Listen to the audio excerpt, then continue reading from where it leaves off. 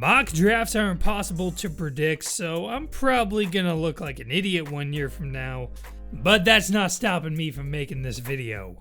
We're gonna jump ahead a year and try to predict the top 10 picks of the 2021 NFL Draft. Before we begin, let me say this. If you're mad that your team is in the bottom 10, then don't get mad at me because I only use the Box Chat Simulator, which is a combination of current Super Bowl odds, Madden simulations of current rosters, and whatever crazy things that box thinks. The main purpose of this list is the top prospects and where they're gonna go in the draft. First off, I gotta say I don't necessarily agree with this placement. Madden just really hated the Patriots roster, but at least it's a very entertaining pick for this video. New England sure believes in Jarrett Stidham right now, and everything I've read about him is incredibly positive.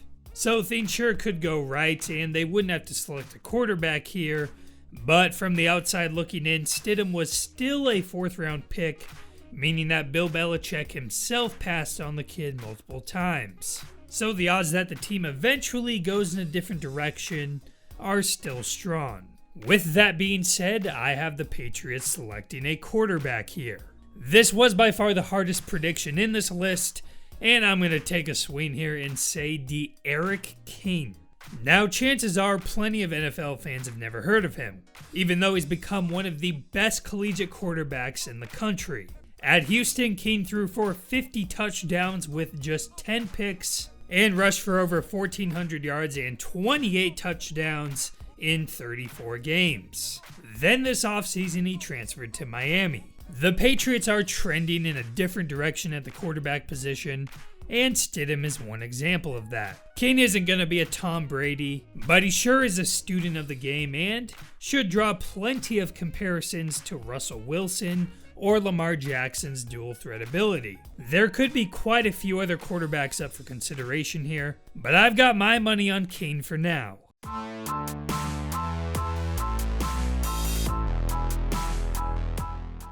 The Dolphins might have gotten good value at defensive end this past draft, but they could add some high-end talent on the edge to create a dynamic duo with former first-rounder Christian Wilkins. Gregory Rousseau, funny enough another Miami Hurricane to start this list, was second in sacks as a redshirt freshman last year to only Chase Young. Without a true position in high school, Rousseau also played wide receiver and safety, but he eventually bulked up and grew into more of a defensive end. Although a 3-star recruit, he sure has been able to make the most of his short time in college football spotlight. If he's able to continue shining, he could rise up even further and become next year's Chase Young. At 6'3", 253 pounds, there's extremely high upside with taking a chance on such a talented young pass rusher.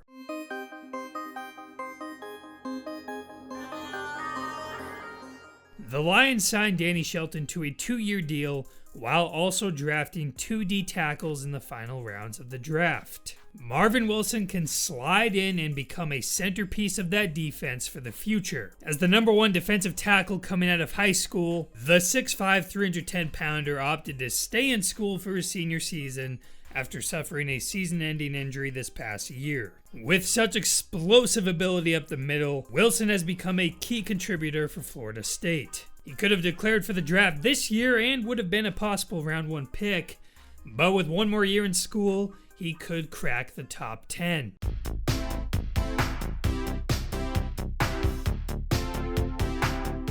After the Bengals drafted Joe Burrow 1st overall, they spent their very next pick on T. Higgins, getting Burrow another potential top receiver to pair with AJ Green. I think the team could add another round 1 talent to that offense with Alex Leatherwood. Cincinnati already liked what they saw in Jonah Williams, another Alabama tackle, to warrant the 11th overall pick in 2019. Williams will return from injury and they can add Leatherwood and set up a young quarterback with a key survival feature: good protection.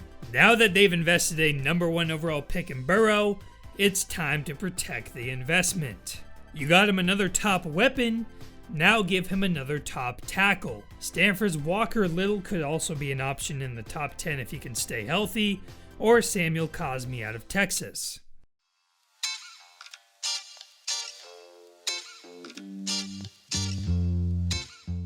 In high school, Patrick Surtain Jr. was coached by his dad, a former All-Pro cornerback who played 11 years in the NFL. With that type of mentoring, Surtain became one of the top recruits in the country, and he chose to play for Nick Saban at Alabama, once again surrounding himself with great coaching. Surtain can play in the slot or on the outside, he can create turnovers and minimize any separation from receivers. He's a complete player that quarterbacks don't want to throw near. Bleacher Report compared him to Patrick Peterson. Both cornerbacks hover just above 200 pounds and share some length, with Surtain standing at 6'2".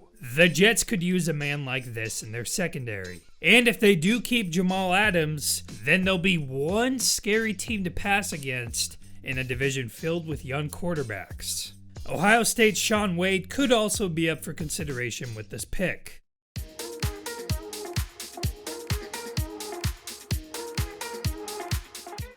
Micah Parsons would join Corey Littleton and Nick Kwiatkowski to create a talented trio of linebackers.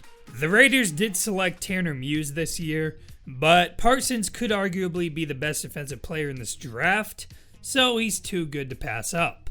And if Muse pans out, he can still get on the field plenty with his versatility. Parsons is a speedy outside linebacker who came to Penn State as a 5-star recruit. He led the team in tackles as a true freshman, did it again as a sophomore, and was named the 2019 Big Ten Linebacker of the Year. He wreaked havoc in the Cotton Bowl with 14 tackles, 2 sacks, and 2 forced fumbles. Parsons can become a top pass rusher and run stopper as he looks to revive Penn State's claim as Linebacker U.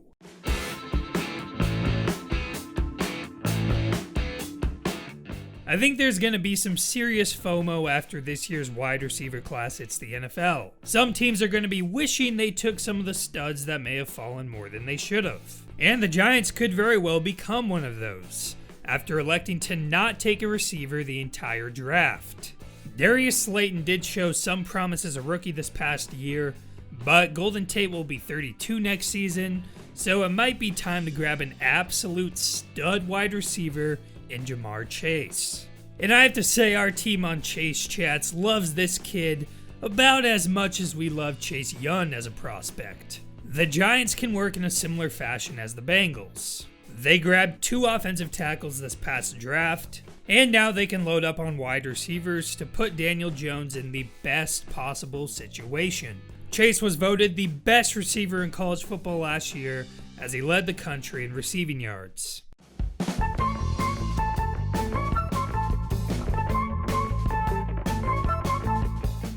After spending this year's entire draft class on defense, it's time for the Panthers to rebuild the offense. If Carolina does struggle this much where they're picking at number 3, then I could see them trying to trade up and grabbing one of the top 2 quarterbacks, most likely from the Redskins. Still, with Russell Okun's contract expiring after this season, I have the Panthers getting younger at tackle. Oregon's Penei Sewell is the top tackle prospect at this time. In 2019, he won the award for the best lineman in the country on either side of the ball, so as a sophomore, he beat out every offensive tackle in this year's draft. If not for the 2 ahead of him playing the position of quarterback, he could very well be number 1. The Panthers may have to stay in transition mode with Teddy Bridgewater another year, but they get an NFL-ready tackle for their future QB.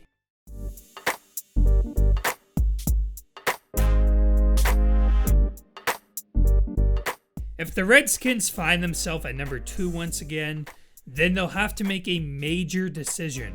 Do they give up on Dwayne Haskins and find the next Ohio State quarterback in the pipeline, or do they trade down? I have them taking Justin Fields with this pick. The Fields versus Trevor Lawrence debate looks like it'll become the storyline of the draft. Similar to Peyton Manning, Ryan Leaf, Andrew Luck, RG3, Jared Goff, Carson Wentz, take your pick. These 2 could be connected for their entire careers. Fields could certainly become the number 1 overall pick. In his first time being a starter, he threw for 41 touchdowns and just 3 picks, while averaging 9.2 yards per attempt. He came in and dominated right away and somehow closed the insurmountable gap of Trevor Lawrence and everyone else. His 2019 season was straight up more impressive than Lawrence's too. So if there's a 2020 season and Fields outperforms Lawrence once again, then we could possibly see him going number 1 overall.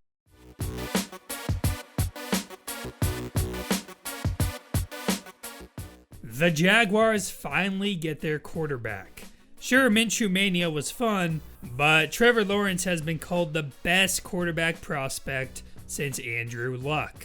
This is a player that only comes around once a decade. Sure, Fields may have had the stronger season as a whole, but Lawrence went on an absolute tear in the second half of the year, scoring 26 touchdowns with no interceptions.